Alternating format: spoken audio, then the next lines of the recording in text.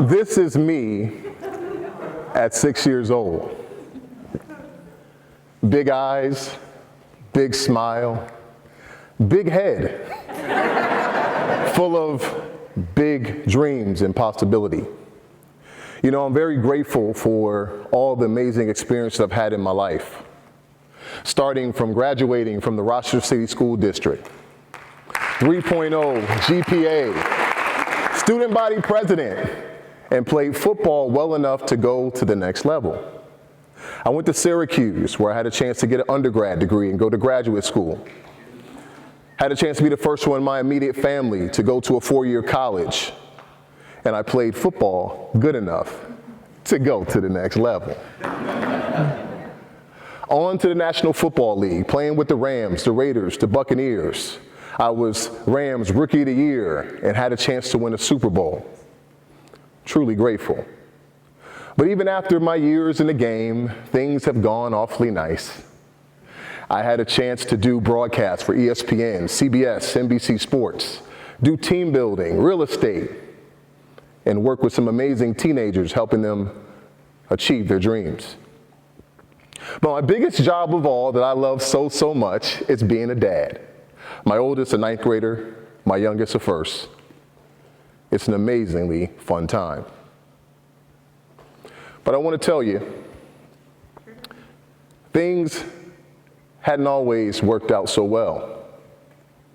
This is me at 16, where many of my big dreams and possibility were replaced by even bigger pain and sadness and tears. So what happened, Big Ro? What was it that brought so much pain and tears and sadness? Adverse childhood experiences happened. Adverse childhood experiences, also known as ACEs, otherwise known as traumatic experiences, that happen to young people before the age of 18 to themselves or someone in their household. ACEs include things like abuse, poverty, incarceration, neglect. According to the former president of the American Academy of Pediatrics, he said that adverse childhood experiences are the single greatest unaddressed public health threat that we have going. ACEs. The CDC did tons of research to make the connection between the more ACEs an individual received in childhood, the more likely they were to have a host of social, emotional, and physical challenges in their life, including drug addictions, abuse, poverty, challenges, learning. The list goes on and on.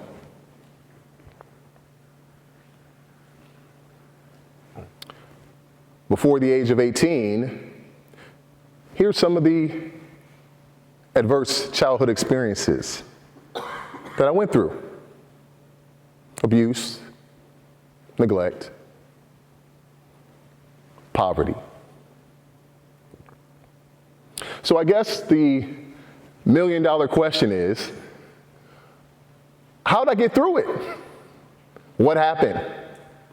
How was I able to overcome a laundry list of ACEs combined with 8 years in the NFL full of head trauma that I still deal with every single day, to go be this big, humongous, optimistic, happy man you see in front of you today?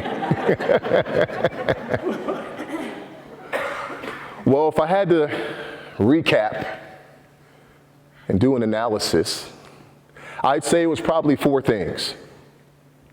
One was someone gave me unconditional love. 2, I received consistency and things I could count on day in and day out. 3 was accountability, and 4 was emotional recycling.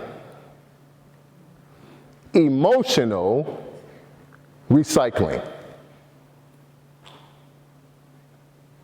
The word recycle means to take wasteful material and convert it into reusable material.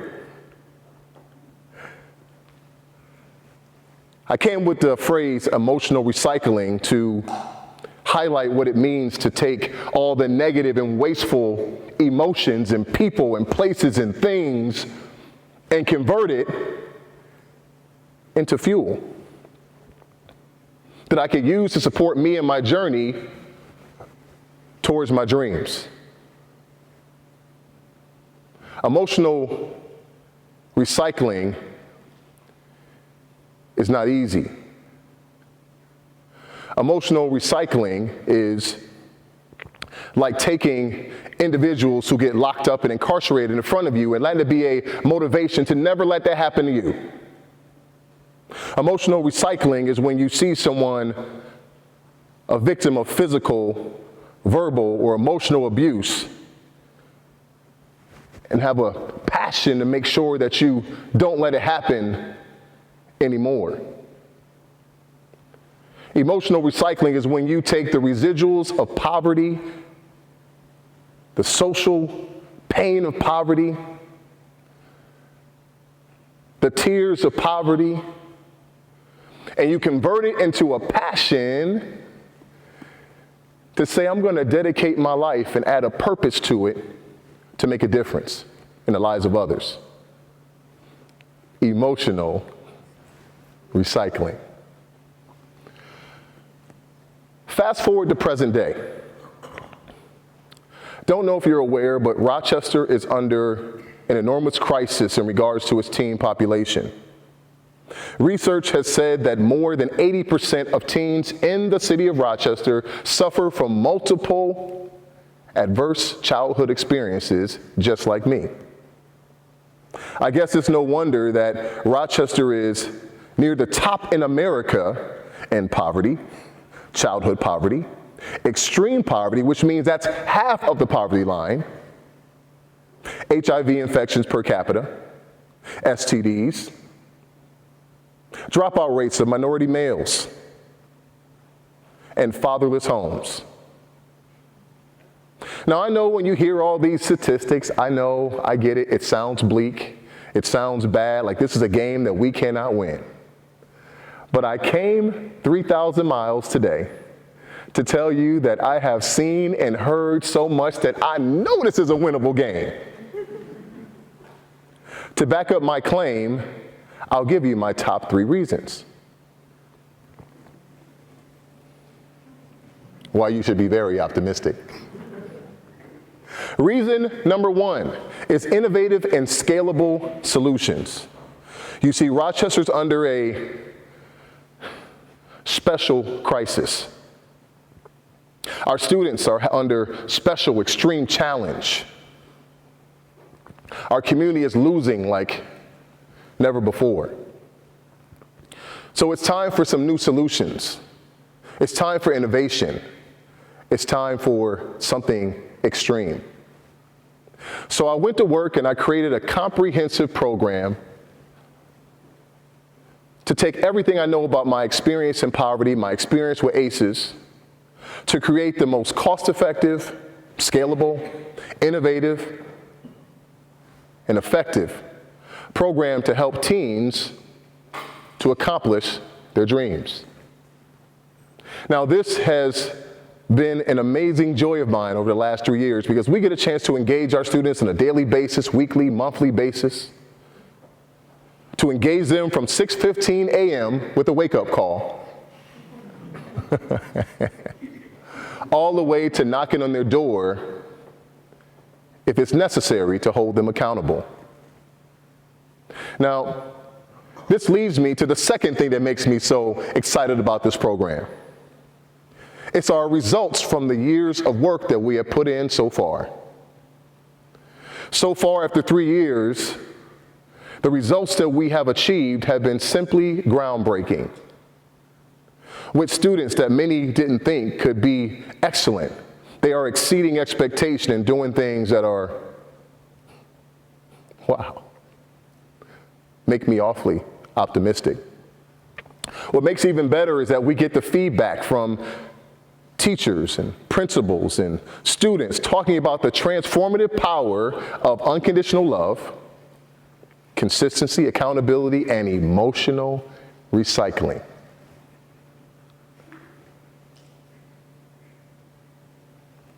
But it doesn't stop there. What makes this groundbreaking is that the people who they don't think can improve their academics, the individuals with all the aces, have been doing extraordinary work. And so when I look and see Raven, Antoine, Nigel, and Jaden, the GPAs speak for themselves.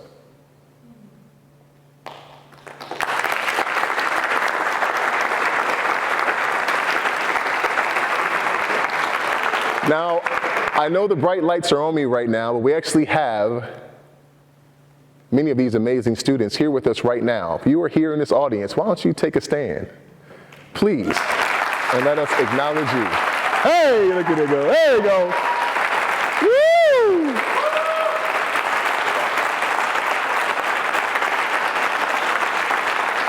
Woo! Looking good, champs. Looking good. And leads me to the final reason why I think this cup is half full. Well, I think there is such a reason to be optimistic about the future of Rochester in regards to its teen population. It's increased awareness and support. You know, people are starting to look harder for solutions that are innovative to solve a problem that's been plaguing us for decades. And the word's starting to get out. Media outlets are starting to come and hear of the good news of the Champion Academy and spreading the word. And so we've received a host of television, radio, print, online support. That's also led to more people wanting to give their time to be a part of our program. The Champion Academy has enjoyed an 800% increase in its volunteerism over the last 3 years, in particular with students and business professionals. Hint, hint. And last but not least, philanthropists, big and small, that are looking for a cost-effective, intelligent, innovative solution have found a home with the Champion Academy. I'm truly grateful for all of the support that makes this amazing program go. So when I think of a program that's innovative, that has support and amazing results, this is something that makes the 6-year-old me, full of dreams and possibility, turn to an even happier me, 6'5" and extremely optimistic and happy. I can't wait for the day when children under the age of 18 who have been dealt aces throughout their childhood will know that through the power of unconditional love and consistency and accountability and emotional recycling, they'll know that they truly have a winning hand. Thank you very much.